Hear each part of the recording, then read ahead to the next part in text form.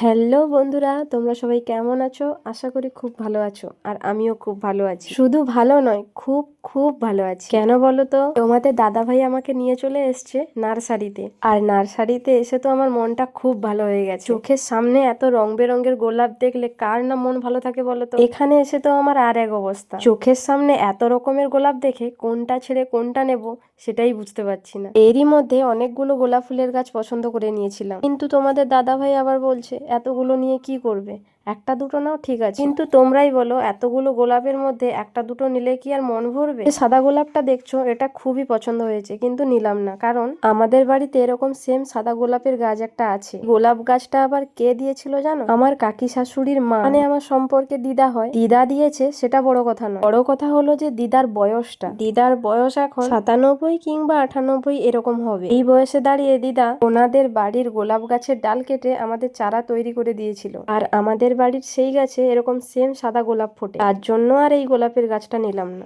আমরা যেহেতু একটু দেরি করেই বাড়ি থেকে বেরিয়েছিলাম, তার জন্য নার্সারিতে এসে পুরো নার্সারিটাতে গাছ দেখতে দেখতে পুরো অন্ধকার হয়ে গেছে। আর আমরা এখানে একটা নার্সারি নয়, দুটো নার্সারি থেকে গাছ নিয়েছি। এখানে পাশাপাশি দুটো নার্সারি আছে। প্রথম নার্সারিটার আমরা পুরো ভিডিও করিনি, শুধুমাত্র যেখানে গোলাপ দেখছিলাম ওই ভিডিওটাই করেছি। আর যতটুকু তোমরা ভিডিওতে দেখলে এটা হচ্ছে দ্বিতীয় নার্সারি। আর ইনি হলেন সেই দ্বিতীয় নার্সারির মালিক। আর এই নার্সারি থেকে ফুলের গাছ নিতে নিতে তো দাদুর সঙ্গে অনেক গল্প করলাম। আর এই নার্সারি থেকে যে সমস্ত ফুলের গাছগুলো নিয়েছি সেগুলো দাদু আমাদের সুন্দরভাবে প্যাকিং করে দিচ্ছিল। আর ওখানে আমি বসে বসে ফোনের লাইট জ্বেলে দাদুকে একটু হেল্প করে দিচ্ছিলাম। আর এইটা হলো সেই প্রথম নার্সারি, যেটাতে আমরা ঢুকে প্রথমে গোলাপ গাছগুলো দেখছিলাম। এখান থেকে অনেক কটা গোলাপ গাছ কিন্তু আমি নিয়েছি। যে কটা গোলাপের গাছ আমি পছন্দ করেছিলাম সেগুলো সবগুলোই কিন্তু তোমাদের দাদা ভাই আমাকে কিনে দিয়েছে। আসলে কি বলতো, এত সুন্দর সুন্দর গোলাপগুলো দেখে ও নিজেই লোভ সামলাতে পারেনি। লাস্টে বলছে ঠিক আছে তুমি যতগুলো পছন্দ করেছো নিয়ে নাও। আর কি, এই সুযোগ আর কে হাতছাড়া করে? ওই ভাইটা তো ওই গাছগুলোকে সুন্দরভাবে প্যাকিং করে দিল। আর সব শেষে তোমাদের দাদা ভাই সব গাছগুলোকে খুব সাবধানে ব্যাগের মধ্যে গুছিয়ে নিচ্ছে, যাতে